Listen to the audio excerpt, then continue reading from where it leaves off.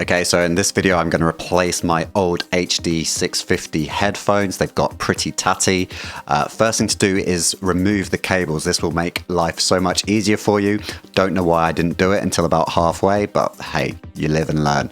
So next you want to take the ear cups out, and as you can see mine are pretty manky. There's some giant holes in there. Definitely should have replaced them sooner. Yep, there we go. So once you've got the first one out, then you want to take out the second one, and you can see inside they look quite silvery and quite cool. Also the second one is quite mangled as well. Yeah, lovely stuff. So you're left with the two headphones like that, and there are the original things, and you can pretend to be Spider-Man if you so wish. That step's not necessary. So here are the new ones that I got. I got these online for about 20 GBP. It comes with some instructions, 2 pads and 2 foam sheets. I tried doing it like this to start off, but it didn't really work. So what I did was I decided to use common sense and put them flat face down in the headphone first, and then put them into place, making sure they're flat. Then I tried to gently put the earphone on and press it into place, but I was really struggling to get them to clip in no matter what I was doing, so it wasn't really working. So once again I had another go, got the little foam pad in place, and then I flipped over the headphone. You have to make sure you get it aligned nicely as well, because the clips only work in these 4 particular locations, so 1, 2, 3, 4. So it really helps to get those lined up properly. And the big thing is to use quite a lot of force. That's where I wasn't going right, and obviously I was scared of breaking the actual inner components, but there's no way to do it without applying quite a lot of pressure. So that's what I would say. And I was struggling to do it whilst holding it up to the camera, so for this bit, sorry, but this is how I finally got it in.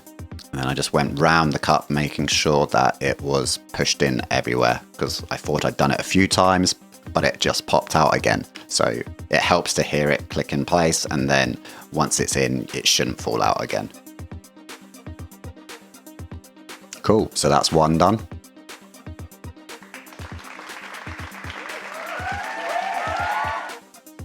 And now time to do the second one, and as I said, there's kind of 4 positions where you can kind of clip it in, where the clip sits, and they're kind of at 2, 4, 8 and 10, as if you were looking at a clock face.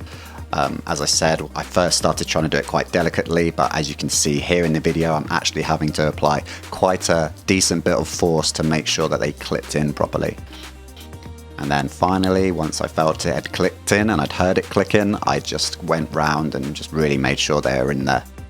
By this point I'd spent about 20 minutes on it, so I was getting pretty fed up. But there you go, there you have it. They're both clicked in, they look nice, they look new. Just ensuring that they are clipped in place.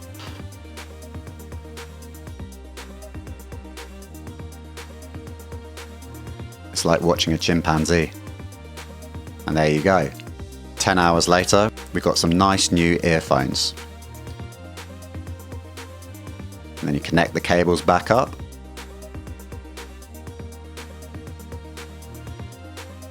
Give them a go, give them a whirl, give them a blast, make sure they're comfy. And then I tried them out on some of my reference tracks, and yeah, they were sounding good. They sound like I remember them when I first got them. They looked good, and they looked a lot nicer than those old things. One thing I would say is they're not as comfy as I remember, and maybe that's because I got the £20 ones rather than the official Sennheiser £50 ones. Once that foam's been worn in a little bit, I think it will start to soften. Just thought I would share this in case there's any other Sennheiser users out there that could do with some assistance. Hope this helps.